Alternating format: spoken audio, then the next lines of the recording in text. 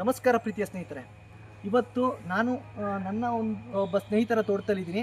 ಆ ಸ್ನೇಹಿತರ ಒಂದು ಕೃಷಿಯ ಚಟುವಟಿಕೆಗಳ ಬಗ್ಗೆ ಹಾಗೆ ಈ ಒಂದು ವಿಡಿಯೋದಲ್ಲಿ ಮಾತಾಡ್ತಾ ಹೋಗೋಣ. ಬನ್ನಿ ಸ್ನೇಹಿತರೆ. ಇವರು ನನ್ನ ಒಬ್ಬರು ಆತ್ಮೀಯ ಗೆಳೆಯರು, ಮೋಹನ್ ಕುಮಾರ್ ಅಂತ ಹೇಳ್ಬಿಟ್ಟು. ನಾನು ಈ ದಿನ ಇವರ ಒಂದು ಅಡಿಕೆ ತೋಟದಲ್ಲಿದ್ದೀನಿ. ಇವರ ಒಂದು ಅಡಿಕೆ ಕೃಷಿಯ ಬಗ್ಗೆ ಒಂದಷ್ಟು ಇವ್ರದ್ದೇ ಆದಂಥ ಮಾತುಗಳಲ್ಲಿ ಕೇಳ್ತಾ ಹೋಗೋಣ. ನಮಸ್ತೆ ಮೋಹನ್ ಸರ್. ನಮಸ್ಕಾರ ಸರ್. ಈ ಒಂದು ದಿವಸ ನಾವು ಅಂದರೆ ಈಗ ನೋಡಿ, ಎಷ್ಟೋ ಜನ ರೈತರಾಗಬೇಕು ಅನ್ಕೊತಾರೆ, ಆದರೆ ರೈತರ ಆಗ್ತಾ ಇಲ್ಲ. ಎಲ್ಲ ನಗರಗಳ ಕಡೆ ಕೆಲಸಕ್ಕೆ ವಲಸೆ ಹೋಗ್ತಾ ಇದ್ದಾರೆ. ಸೊ ಇಂಥ ಸಂದರ್ಭದಲ್ಲಿ ನೀವು ಈ ಕೃಷಿ ಬಗ್ಗೆ ಏನಾದರೂ ಹೇಳ್ತೀರಾ? ಏನಾದರೂ ಈ ಥರ ಹುಡುಗರಿಗೆ ಇದರಲ್ಲಿ ಪ್ರಾಫಿಟ್ ಇದೆಯಾ?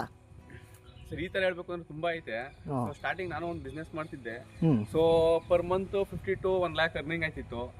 ಬಟ್ ಇವಾಗ ಅಲ್ಲಿ ಹುಡುಗರ ಸಮಸ್ಯೆ ಐತೆ. ಸೊ ಅದನ್ನ ಮೇಂಟೈನ್ ಮಾಡಕ್ ಆಯ್ತಾ ಇಲ್ಲ ಅಲ್ಲಿ. ಸೊ ಅದರಿಂದ ಈಗ ಪ್ರೆಸೆಂಟ್ ಈ ತೋಟ ನೋಡ್ಕೊಂಡು ಮೇಂಟೈನ್ ಮಾಡೋಣ ಅಂತ ಒಂದು ಕಾನ್ಸೆಪ್ಟ್ ಅಲ್ಲಿ ಬಂದಿದ್ದೀನಿ. ಸೊ ಈ ತೋಟ ಬಂದು 1 ಎಕರೆ ಇದೆ. ಸೊ ಪ್ರೆಸೆಂಟ್ ಒಂದು 6 lakh ಗೆ ಅಡಿಕೆ ಗಿಡ ಹೋಗುತ್ತೆ. ಸೊ ಇದರಲ್ಲಿ ಟ್ರ್ಯಾಕ್ಟರ್ ಉಳುಮೆ ಮಾಡಕ್ ಆಗಲ್ಲ ಫಸ್ಟ್. ಸೊ ಇದು ಹಳೆ ತೋಟ ಆಗಿರೋದ್ರಿಂದ ಎಲ್ಲೆಲ್ಲಿ ಬೇಕು ಅಲ್ಲಲ್ಲಿ ಸಸಿ ಕಟ್ಟಿರೋದ್ರಿಂದ ಟ್ರ್ಯಾಕ್ಟರ್ ಉಳುಮೆ ಮಾಡಕ್ ಆಗಲ್ಲ ಇದು. ಸೊ ಅದರಿಂದಾನೆ ನಾನು ಸೊ ಒಂದು ಮೆಣಸು ಅನ್ನೋದೊಂದು ಹಾಕಿದೀನಿ. ಹೌದಾ ಸರ್? ಫ್ಯೂಚರ್ ಡೇಸ್ ಅಲ್ಲಿ ಅಡಿಕೆ ಗಿಡ ಏನಾದ್ರು ಪ್ರಾಬ್ಲಮ್ ಬಂದ್ರೆ ಮೆಣಸು ನನಗೆ ಕೈ ಹಿಡಿಲಿ ಅಂತ ಹೇಳ್ಬಿಟ್ಟು ಮೆಣಸು ಹಾಕಿದೀನಿ. ಸೊ ಈ ಕಡೆ ಒಂದು ಲೈಫ್ ಫುಲ್ ಬಾಳೆ ಗಿಡ ಹಾಕಿದೀನಿ. ಸೊ ಮಿನಿಮಮ್ ಒಂದು 100 ಬಾಳೆ ಗಿಡ ಕುಂತೈತೆ. ಸೊ 1 year ವೇಟ್ ಮಾಡಿದ್ರೆ so monthly maintenance full total ಆಗಿ ಮಂತ್ಲಿ ಮೇಂಟೆನೆನ್ಸ್ ಫ್ಯಾಮಿಲಿ ಒಂದು ಮಂತ್ಲಿ ಮೇಂಟೆನೆನ್ಸ್ಗೆ ಸೊ ನಾನು ಬಾಳೆ ಗಿಡ ನೋಡ್ಕೊಂಡುತ್ತೆ. ಸೊ ಈಗ ಇಲ್ಲಿ ಹಂಗೆ ಮುಂದೆ ಬನ್ನಿ.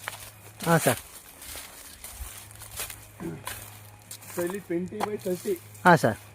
ಅಪ್ರಾಕ್ಸಿಮೇಟ್ 17/25. ಇಲ್ಲಿ ಒಂದು ಜಾಗದಲ್ಲಿ ಮರ ಇಲ್ಲ ಅಡಿಕೆ ಗಿಡ. ಇಲ್ಲಿ ಒಂದು ಕೌ ಫಾರ್ಮಿಂಗ್ ಮಾಡೋಣ ಅನ್ನೋ ಒಂದು ಮೈಂಡ್ ಸೆಟ್ ಅಲ್ಲಿ ಇದೆ. ಒಳ್ಳೆ ಆಲೋಚನೆ ಸರ್. ಮಾಡಿದ್ರೆ ಸೊ ಇಲ್ಲಿ ಬರೋಂತ ಗೊಬ್ಬರ ಫುಲ್ ತೋಟಕ್ಕೆ ಆಗುತ್ತೆ ಒಂದು. ಪ್ಲಸ್ ಎರಡನೇದು ಮಿನಿಮಮ್ 5 ಹಸ ಕಟ್ಕೊಂಡ್ರೆ ಒಂದು 30,000 to 40,000. ಒಂದು ಅಪ್ರಾಕ್ಸಿಮೇಟ್ 30,000 ಮೋಸ ಇಲ್ಲ ನನಗೆ. ಇಲ್ಲೊಂದು 30,000 ಅಡಿಕೆ ಗಿಡದಲ್ಲಿ ಬರುತ್ತೆ, ಮೆಣಸಲ್ಲಿ ಬರುತ್ತೆ. ಇನ್ನು ಮಿನಿಮಮ್ 2 years ವೇಟ್ ಮಾಡಿದ್ರೆ ಸೊ ಬಾಳೆ ಗಿಡದಲ್ಲಿ ಬರುತ್ತೆ. ಸೊ ಇದಿಷ್ಟು ಆಡ್ಕೊಂಡ್ರೆ ಸೊ ನನಗೆ ಟೋಟಲ್ ಆಗಿ ಪರ್ ಇಯರ್ ಒಂದು 7 to 8 lakhs ಮೋಸ ಇಲ್ಲ ಈ ತೋಟದಲ್ಲಿ. ಸರ್, ಯಾವುದು ಸರ್ ಇದು ಅಡಿಕೆ? ಏನಾನ ಒಂದು ಹೇಳ್ಬೋದಾ ಬೆಳೆ? ಅಡಿಕೆ ಇದು ಬಂದು ನಾಟಿ ಅಡಿಕೆನೆ ಅಂತಾನೆ ಬರುತ್ತೆ. ಆಲ್ರೆಡಿ 30 years ಬಿಫೋರ್ ತೋಟ.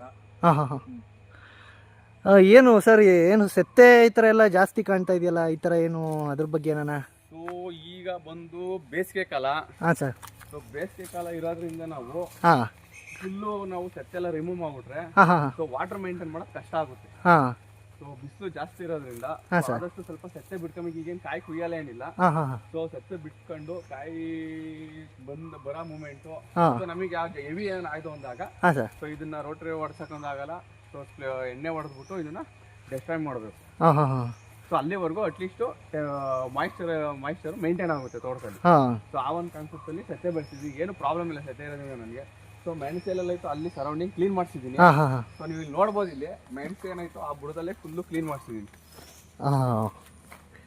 ಸರ್ ಚೆನ್ನಾಗಿ. ಸೊ ಈ ಗಿಡದಲ್ಲಿ ಒಂದು ಮೆಣಸು ಆಲ್ರೆಡಿ ನನಗೆ ಮಿನಿಮಮ್ 1 kg ಮೆಣಸು ಸಿಕ್ಕಿದೆ ಈ ಗಿಡದಲ್ಲಿ. ಯಾವುದು ಸರ್? ಈ ದೊಡ್ಡ ಬಳ್ಳಿ. ಇದ್ರ ಅಲ್ಲಿ ಪರವಾಗಿಲ್ಲ ಸರ್. ಮಿನಿಮಮ್ 1 kg ಸಿಕ್ಕೈತಿ ಇದರಲ್ಲಿ. ಇನ್ನ ಐತೆ ಕೇಳಕ್ಕಾಗಿಲ್ಲ, ಬಿಟ್ಬಿಟ್ಟಿದ್ದೀನಿ. ಓಕೆನಾ? ಸರ್. ಸೊ ಇವತ್ತು 1 kg ಬಂದು ಮಿನಿಮಮ್ 700 ಇದೆ. ಸೊ ನಾನು ಟೋಟಲ್ ಆಗಿ 500 ಮೆಣಸಿನ ಗಿಡ ಹಾಕಿರೋದು. ಒಂದು 100 ಮೈನಸ್ ಮಾಡಿದ್ರು ಮಿನಿಮಮ್ 400 ರೂಪಾಯಿ ಮೋಸ ಇಲ್ಲ. ಸೊ ಫ್ಯೂಚರ್ ಡೇಸ್ ಅಲ್ಲಿ 1 ಗಿಡದಿಂದ 1 ಕಿಲೋ ಬಂತು ಅಂದ್ರೂ ಸೊ 400 ಗಿಡಕ್ಕೆ 4 ಟನ್ ಆಯ್ತು. 600 ರೂಪಾಯಿ ಲೆಕ್ಕ ಹಾಕೊಂಡು 424. ಸೊ ಟೋಟಲ್ ಆಗಿ 2.5 ಲಕ್ಷ ರೂಪಾಯಿ per month per year. So without work. So ನಾವು ಅಡಿಕೆ ಗಿಡ ಏನ್ ಮೇಂಟೈನ್ ಮಾಡ್ತೀವೋ ಅದೇ ನೀರು, ಅದೇ ಗೊಬ್ಬರ, ಅದೇನೆ. ಸೊ ನಮ್ಗೆ ಅರ್ನಿಂಗ್ ಇಲ್ಲಿ ಸೆಕೆಂಡ್ ಅರ್ನಿಂಗ್ ಅಂತ ಒಂದಾಯ್ತು. ಸೊ ಇಲ್ಲಿ ಮೆಣಸಲ್ಲಿ ಬರೋ ಅಮೌಂಟ್ ನಾವು ತೋಟ ಡೆವಲಪ್ಮೆಂಟ್ ಹಾಕೊಂಡ್ರೆ ಸೊ ಅಡಿಕೆ ಗಿಡದಲ್ಲಿ ಬರೋ ಅಮೌಂಟ್ ಫುಲ್ ಸೇವಿಂಗ್ ಆಗುತ್ತೆ. ಪ್ಲಸ್ ಅದೇ ದನಿನ ಗೊಬ್ಬರ ಆಗುತ್ತೆ. ಮಿನಿಮಮ್ ಅಂದ್ರು 50,000 ರೂಪಾಯಿ ಗೊಬ್ಬರ ಬೇಕು ಈ ತೋಟಕ್ಕೆ ಪರ್ ಇಯರ್. 50,000 ದೊಡ್ಡ ಗೊಬ್ಬರ ಬೇಕಾಗುತ್ತೆ. 50 to 70,000 to 80,000 ಗೊಬ್ಬರ ಬೇಕೇ ಬೇಕು ಈ ತೋಟಕ್ಕೆ. ಸೊ ಅದರಿಂದ ಸೊ ಅದು ನಮ್ಗೆ ಇಲ್ಲಿ ಇನ್ವೆಸ್ಟ್ಮೆಂಟ್ ಆಗುತ್ತೆ. ಗೊಬ್ಬರದ್ದು ಹಸಿಂದು ಇರುತ್ತೆ. ಹೊಸ ಕರ ಹಾಕಿದಾಗ ಅದು ಡಬಲ್ ಆಗ್ತಾ ಹೋಗುತ್ತೆ. ಸೊ ಮಾಡೋದಾದ್ರೆ ನನ್ನ ಪ್ರಕಾರ ಬೆಂಗಳೂರಿಗೆ ಹೋಗ್ಬಿಟ್ಟು 10,000 15,000ಕ್ಕೆ ಕಂಪೇರ್ ಮಾಡಿದ್ರೆ ಸೊ ಇಲ್ಲಿ ನೆಮ್ಮದಿ ಆಗಿರ್ಬೋದು. ನೆಮ್ಮದಿ ಆಗಿರ್ಬೋದು ಪ್ರೆಸೆಂಟ್. ಏನು ಸರ್ ಪ್ರಾಬ್ಲಮ್ ಇಲ್ಲ, 2 ಫ್ಯಾಮಿಲಿ ಮೇಂಟೈನ್ ಮಾಡ್ಕೊಂಡು ಹೋಗ್ಬೋದು ಅನ್ನೋ ಒಂದು ಮೈಂಡ್ ಸೆಟ್ ಅಲ್ಲಿ ನನಗಿದೆ ಸರ್. ನೀರಾವರಿ ಎಲ್ಲ ಏನು ಯಾವ ಥರ ಏನು ಮಾಡ್ತಿದ್ದೀರಾ? ನಾನು ಇದರಲ್ಲಿ ಡ್ರಿಪ್ ಇರಿಗೇಷನ್ ಮಾಡಿಸಿಲ್ಲ. ಹಾಂ ಸರ್. ಸೊ ಲೈನಲ್ಲಿ ಅಕ್ಕೆಗಡೆ ಇಲ್ಲದ್ರಿಂದ ಪೈಪ್ ಹಾಕಕ್ಕೆ ಆಗಲ್ಲ. ಹಾಂ ಸರ್. ಇಲ್ಲಿ ಯಾವುದೋ ಏನೋ ಮಾಡಿದ್ರಿಂದ ನಾವೇನ್ ಮಾಡಿದ್ವಿ ಅಂದ್ರೆ ಸ್ಪ್ರಿಂಕರ್ ಹಾಕ್ಬಿಟ್ಟಿದ್ವಿ ಸೆಂಟ್ರಲ್ಲಿ. ಹಾಂ ಸ್ಪ್ರಿಂಕರ್ ಹಾಕ್ಬಿಟ್ರೆ ಫುಲ್ಲು ಬೌಂಡ್ರಿ, ಬರೇ ಬುಡ ಅಂತಲ್ಲ, ಫುಲ್ ಬೌಂಡ್ರಿ ಏನಿದೆಯೋ ಆಲ್ ಎಂಟೈರ್ ಭೂಮಿ ಸೊ ಮಾಯಿಶ್ಚರ್ ಆಗುತ್ತೆ. ಹ್ಞೂ ಸರ್, ಅದೇ ನಾನು ಸೆಟ್ಟೆ ಆ ಥರ ಇರೋದು ನಮ್ದು. ಹೌದೌದು ನೋಡಿ, ಭೂಮಿ ಎಲ್ಲ ತೇವಾಂಶದಲ್ಲಿ ಕೂಡಿದೆ, ಚೆನ್ನಾಗಿ ಇಟ್ಕೊಂಡಿದ್ದೀರ ತೋಟ. ಹಾಗಾಗಿ ನನಗೂ ಈ ತೋಟದ ಬಗ್ಗೆ ಮಾಹಿತಿ ಒದಗಿಸ್ಬೇಕು ಅಂತು. ಕ್ಲೀನ್ ಮಾಡೋದು ತಪ್ಪು. ಹಾಂ ಸರ್. ಬಿಡ್ಕೊಬೇಕು. ಹೀಗೆ ಏನಾದರೂ ಅದರಿಂದ ಪ್ರಾಬ್ಲಮ್ ಆಯ್ತಿದೆ ಕಾಯಿ ಕುಯ್ಯ ಅನ್ನೋ ಒಂದು ಮೂಮೆಂಟ್ ಅಲ್ಲಿ ನಾವು ಅದನ್ನ ಕ್ಲೀನ್ ಮಾಡ್ಕೊಂಡು. ಸರ್ ಇದು ಯಾವ ಗಿಡ ಸರ್? ಇದು ಲವಂಗ ಅಂತ ಹೇಳ್ಬಿಟ್ಟು ಗಿಡ ಇದು. ಹಾಂ ಏನು ಸರ್ ಈ ಥರ ಬೆಳೆದಿದೆ? ಲವಂಗ ಇದೆ, ಇಲ್ಲೇ ಒಂದು ಗಿಡ ಐತೆ, ಬನ್ನಿ ಲವಂಗ ತೋರಿಸ್ತೀನಿ. ಇದೆಯಾ ಸರ್ ಈಗ ಲವಂಗ ಇದರಲ್ಲಿ? ಲವಂಗ ಇದರಲ್ಲಿ ಒಂದು ಅರ್ಧ ಕೆಜಿ ಸಿಗ್ತೈತೆ ಆಲ್ರೆಡಿ. ಹೌದಾ? ಇನ್ನು ಅರ್ಧ ಕೆಜಿ ಐತೆ, ಕ್ಲೀನಾಗಿ ಬಿಟ್ಬಿಟ್ಟಿದ್ದೀನಿ. ಹಾಂ ಹಾಂ ಹಾಂ ನೋಡಿ ಇಲ್ಲ. ಹಾಂ ಹಾಂ ಪರವಾಗಿಲ್ಲ ಸರ್, ನಾನು ಇದೇ ಫಸ್ಟ್ ಟೈಮ್ ಲವಂಗ ಗಿಡ ಹತ್ರನೇ ನೋಡ್ತಾ ಇರೋದು. ಚಕ್ಕೆ ಅಂತಾರಲ್ಲ, ಅದು ಇದೇನೇನಾ ಅಥವಾ ಬೇರೆನಾ ಸರ್? ಗಿಡ ಬೇರೆ ಹಾಕಿದ್ದೀನಿ ಇನ್ನು. ಹೌದಾ? ಬಂದಿಲ್ಲ ಅದು. ಹಾಂ ಹಾಂ ಹಾಕಿದ್ದೀರಾ? ಹಾಂ ಸರ್. ಏನೋ ಇಲ್ಲಿ ಪರಂಗಿ ಗಿಡ ಬೇರೆ ಮಧ್ಯದಲ್ಲಿ ಕಂಡು ಸರ್. ಪರಂಗಿ ಗಿಡ ಅದು ನಾನು ಹಾಕಿರೋದಲ್ಲ, ಅವಾಗಲೇ ಇಟ್ಟಿರೋದು. ಹೌದ್ರಾ? ಯಾವುದು ಸರ್? ನಾಟಿನಾ ಏನು ಫಾರಮ್ಮ ಸರ್ ಇದು? ನಾಟಿ. ಓಹೋ ನಮಗೂ ತಿನ್ನಕ್ಕಾಗಿ ಬಿಟ್ಟಿದ್ದೀನಿ. ಹಾಂ ಹಾಂ ಹಾಂ.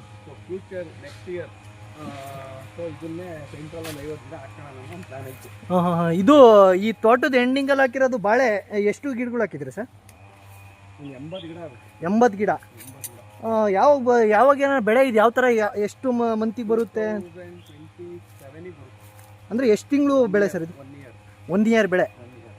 ಯಾವುದು ಯಾವ ತಳಿ ಅಂತ ಏನಾನ? ಏಲಕ್ಕಿ. ಅದು ಏಲಕ್ಕಿ. ಓಹೋ ಪರವಾಗಿಲ್ಲ ಸರ್. ಹಾಗಾದರೆ ತೋಟ ನೋಡಿ ನನಗೂ ತುಂಬ ಖುಷಿ ಆಯಿತು. ಈ ನೀವು ಹೇಳಿದ್ರೆ ಈಗ ಈ ಕೃಷಿಯಿಂದನೂ ಕೂಡ ಭಾಳಷ್ಟು ಏನು ಆದಾಯ ಇದೆ, ಅದನ್ನು ನಾವು ಪಡ್ಕೊಬೇಕು ಅಂತಂದರೆ ಇದಕ್ಕೆ ನಾವು ಜಾಸ್ತಿ ತೊಡಗಿಸ್ಕೊಬೇಕು ಅಂತ ನೀವು ಹೇಳ್ತೀರಾ? ಈಗ ನಾವು ಬೆಂಗಳೂರಲ್ಲಿ ಕೆಲಸಕ್ಕೆ ಹೋಗ್ತೀವಿ ಅಂದರೆ 9 to 5 ಇರುತ್ತೆ. ಹಾಂ ಹಾಂ ಕರೆಕ್ಟ್ ಅಲ್ವಾ? ಹೌದು ಸರ್. ಸೊ ಅಲ್ಲಿ ಬೇರೆಯವ್ರನ್ನ ಬೆಳ್ಸಕ್ಕೆ ಹೋಗ್ಬೇಕು, ನಮಗೂ ಹೊಟ್ಟೆಪಾಡು ಹೋಲೇಬೇಕು. ಸೊ ಅಲ್ಲಿ ಫ್ರೀ ಅನ್ನೋದಿರಲ್ಲ. ಓಕೆನಾ? ಒಂದು. ಸೊ ಇಲ್ಲಿ ನನಗೆ ಮಾರ್ನಿಂಗ್ ಫಾರಂ ಆಯ್ತು ಅಂದ್ಮೇಲೆ morning 2 hours, so evening 1 hour.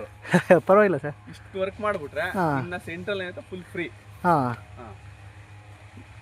ಇಷ್ಟು ಸ್ನೇಹಿತರೆ, ನಾವು ನಮ್ಮ ಸ್ನೇಹಿತರು ಒಟ್ಟಿಗೆ ಮೋಹನ್ ಸರ್ ಜೊತೆ ಮಾತಾಡಿ ತಿಳ್ಕೊಂಡಂಥ ಕೃಷಿ ಬಗ್ಗೆ ವಿಚಾರ. ನಿಮಗೆ ನೋಡಿ, ರೈತರಿಗೆ ಲಾಭ ಇದೆ, ಅದನ್ನು ಯಾವ ರೀತಿ ಪಡ್ಕೊಬೇಕು, ಯಾವ ರೀತಿ ಮಾರಾಟ ಮಾಡಬೇಕು ಅಂತರ ನಾವೆಲ್ಲ ರಿಸರ್ಚ್ ಮಾಡ್ಕೊಂಡು ಈಗಿನ ಸನ್ನಿವೇಶದಲ್ಲಿ ನಾವು ಉಪಯೋಗ ಪಡ್ಕೊಬೇಕು. ಆಗ ನಾವು ರೈತರು ಆದಾಗ ಒಂದು ಏನು ಆದಾಯವನ್ನು ನಾವು ಪಡಿಬೋದು ಅಂತ ಹೇಳಲಿಕ್ಕೆ ನಾನು ಇಷ್ಟಪಡ್ತೀನಿ. ನೋಡಿದ್ರಲ್ಲ ಸ್ನೇಹಿತರೆ, ನಾನು ಇಷ್ಟೇ ರೈತರಿಗೆ ಹೇಳೋದೇನು ಅಂತಂದರೆ, ನಾವು ಈ ರೀತಿ ಒಂದು ಕೃಷಿಯ ಚಟುವಟಿಕೆಗಳಲ್ಲಿ ನೋಡಿ ನಾಟಿ ಗೊಬ್ಬರಗಳನ್ನ ಬಳಸೋದು, ಹಾಗೆ ಯಾವ ರೀತಿ ಮಿಶ್ರ ಬೆಳೆಗಳನ್ನ ಮಾಡ್ಕೊಬೋದು, ಏನೆಲ್ಲ ಒಂದಷ್ಟು ನಮ್ಮ ಸ್ನೇಹಿತರು ಒಂದಷ್ಟು ಐಡಿಯಾ ಕೊಟ್ಟಿದ್ದಾರೆ. ಆ ರೀತಿ ನಿಮ್ಮ ಒಂದು ಕೃಷಿ ಚಟುವಟಿಕೆಗಳಲ್ಲಿ ಒಂದು ನಾವೀನ್ಯತೆಯನ್ನು ನಾವು ತಂದುಕೊಂಡಾಗ ಮತ್ತಷ್ಟು ಚೆನ್ನಾಗಿ ನಾವು ಇನ್ನು ಕೃಷಿನ ಮಾಡ್ಬೋದು. ಮತ್ತು ಇಲ್ಲಿ ಮಾರ್ಕೆಟಿಂಗ್ ಮುಖ್ಯ, ಮಧ್ಯವರ್ತಿಗಳಿಗೆ ಕೊಡೋದಕ್ಕಿಂತ ನಾವೇ ಏನಾದ್ರೂ ಮಾರ್ಕೆಟಿಂಗ್ ಮಾಡ್ಕೊಂಡಾಗ ಅದ್ರ ಲಾಭ ಕೂಡ ನಮಗೆ ಸಿಗುತ್ತೆ ಅಂತ ಹೇಳ್ತಾ, ಇದೇ ರೀತಿ ಮತ್ತೊಂದು ರೈತರ ತೋಟದಲ್ಲಿ ಇನ್ನೊಂದು ವಿಡಿಯೋ ಜೊತೆ ನಾನು ನಿಮ್ಮ ಭೇಟಿ ಆಗ್ತೀನಿ ಅಂತ ಹೇಳ್ತಾ, ಈ ಒಂದು ವಿಡಿಯೋ ನಿಮಗೆ ಇಷ್ಟ ಆಗಿದ್ದರೆ ಒಂದು ಲೈಕ್ ಮಾಡಿ, ಹಾಗೆ ಸಬ್ಸ್ಕ್ರೈಬ್ ಮಾಡಿ, ಹಾಗೆ ಶೇರ್ ಮಾಡಿ ಅಂತ ಹೇಳ್ತಾ ಧನ್ಯವಾದಗಳು ಸ್ನೇಹಿತರೆ.